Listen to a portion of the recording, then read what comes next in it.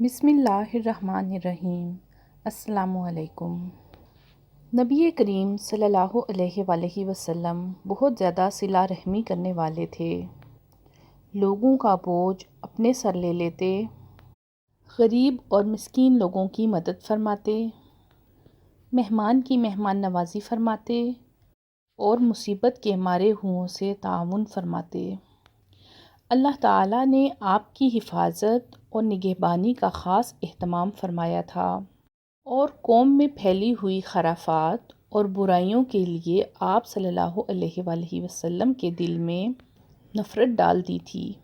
چنانچہ آپ صلی اللہ علیہ وآلہ وسلم بت پرستی سے بیزار تھے، لات اور عزیٰ کے نام کی قسم بھی سننا گوارا نہ کرتے۔ شراب نوشی اور کھیل کود کی محفلوں سے آپ صلی اللہ علیہ وآلہ وسلم انتہائی دور تھے۔ آپ صلی اللہ علیہ وآلہ وسلم ایسا جانور ہرگز نہ کھاتے جو آستانوں پر ذبح کیا جاتا یا جو غیر اللہ کے نام پر ذبح کیا جاتا۔ غرض یہ کہ آپ صلی اللہ علیہ وآلہ وسلم ہر قسم کی برائیوں سے دور رہتے اور نیکی اور بھلائی کے کاموں میں بڑھ چڑھ کر حصہ لیتے۔ اللہ نے آپ کو خلوت پسندی عطا فرمائی تھی۔ عربوں کی جہالت اور گناہ آلود زندگی آپ صلی اللہ علیہ وآلہ وسلم کو افسردہ اور غمگین کر دیتی۔ آپ صلی اللہ علیہ وآلہ وسلم اپنے ارد گرد پھیلی ہوئی انسانی زندگی کا مشاہدہ فرماتے تو یہ سب دیکھ کر آپ صلی اللہ علیہ وآلہ وسلم کو دکھ ہوتا کہ یہ لوگ ایک اللہ کی عبادت کا تصور دینے والے دین کی بنیادی تعلیمات کو فراموش کر چکے ہیں، یعنی اس دین کی تعلیمات کو جو ابراہیم علیہ السلام کا دین تھا۔ وہ اس دین کی تعلیمات کو فراموش کر چکے تھے۔ یہ لوگ کعبے کی تعمیر بہت احترام سے کرتے تھے، لیکن خانہ کعبہ کے اندر بت بھی رکھتے تھے اور ان کی عبادت بھی کرتے تھے۔ یہ لوگ شرک اور منافقت میں ڈوبے ہوئے تھے۔ جوا، بت پرستی، بے حیائی اس معاشرے کا جز بن چکی تھی۔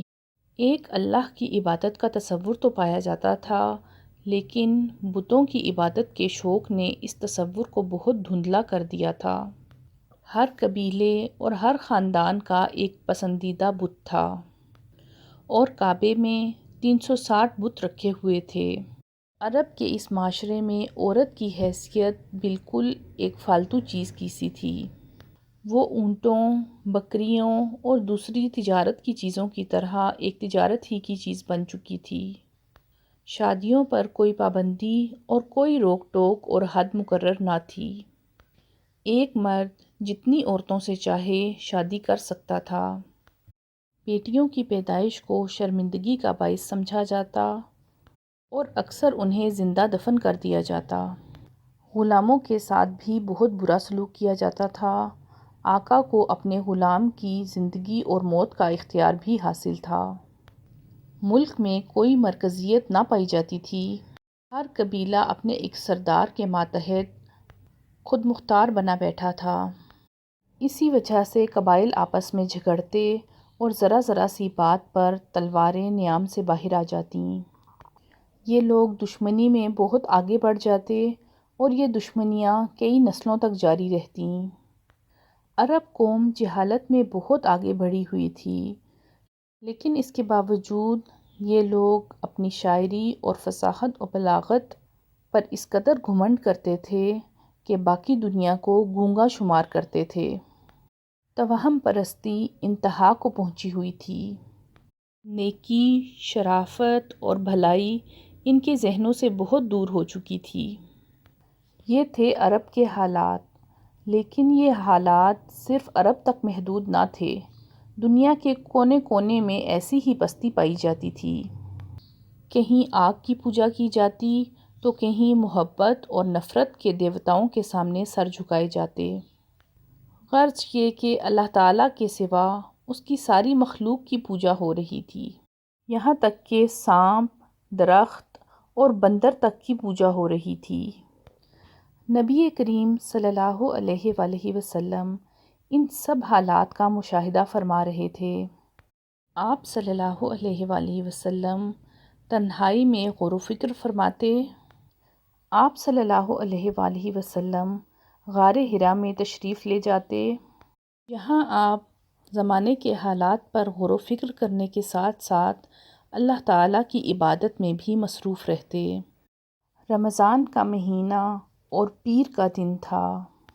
آپ صلی اللہ علیہ وآلہ وسلم غار حرا میں اپنے رب کی عبادت میں مصروف تھے کہ اچانک حضرت جبرائیل علیہ السلام تشریف لائے اور انہوں نے آپ صلی اللہ علیہ وآلہ وسلم کو وحی اور نبوت سے نوازا۔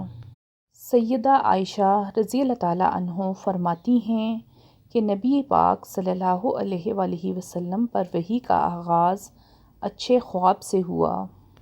آپ صلی اللہ علیہ وآلہ وسلم جو خواب بھی دیکھتے وہ سفیدِ سحر کی طرح نمودار ہوتا۔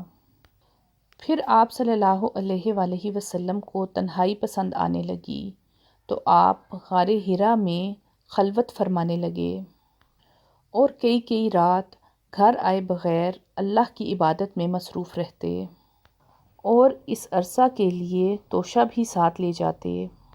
پھر سیدہ خدیجہ رضی اللہ تعالیٰ عنہا کے پاس تشریف لاتے اور پھر اتنی ہی مہلت کے لیے دوبارہ توشہ اپنے ہمراہ لے جاتے، یہاں تک کہ آپ صلی اللہ علیہ وآلہ وسلم غار حرا میں تھے جب آپ کے پاس حق آ گیا، یعنی فرشتہ آپ صلی اللہ علیہ وآلہ وسلم کے پاس آیا اور کہا اقرأ، یعنی پڑھیے۔ آپ صلی اللہ علیہ وآلہ وسلم نے فرمایا میں پڑھنا نہیں جانتا۔ نبی کریم صلی اللہ علیہ وآلہ وسلم فرماتے ہیں کہ اس پر اس نے مجھے پکڑ لیا اور اس قدر زور سے دبوچا کہ چور کر ڈالا اور پھر مجھے چھوڑ کر کہا اقرأ، یعنی پڑھیے۔ میں نے پھر کہا میں پڑھنا نہیں جانتا۔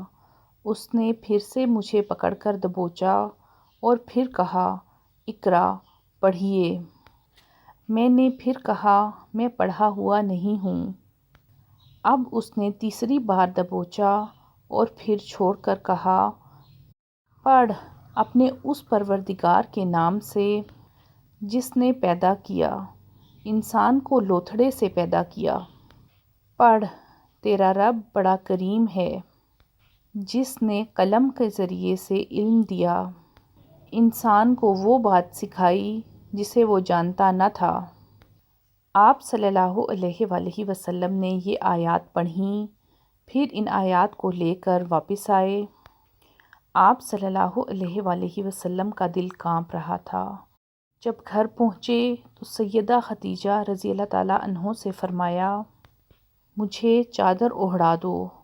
انہوں نے چادر اوڑھا دی، یہاں تک کہ دہشت جاتی رہی۔ پھر آپ صلی اللہ علیہ وآلہ وسلم نے سیدہ خدیجہ کو سارا واقعہ سنایا۔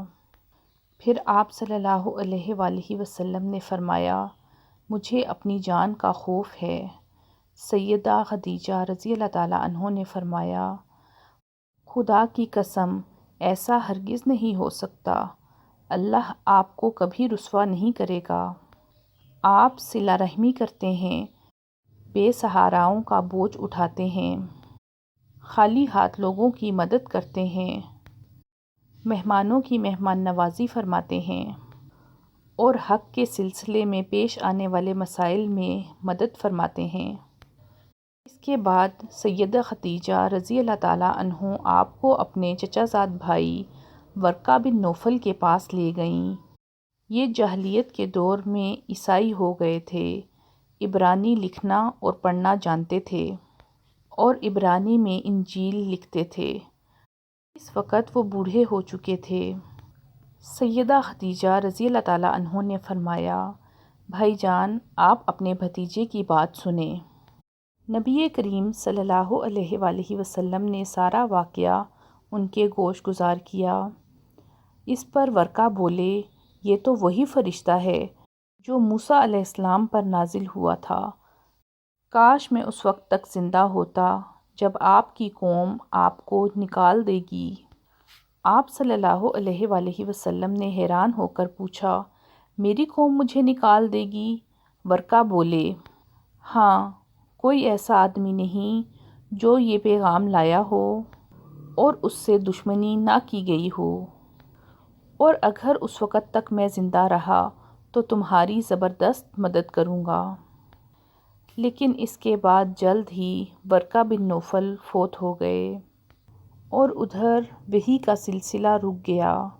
وحی کی بندش سے آپ صلی اللہ علیہ وآلہ وسلم کو سخت رنج ہوا، لیکن مصلحت الہی اسی میں تھی۔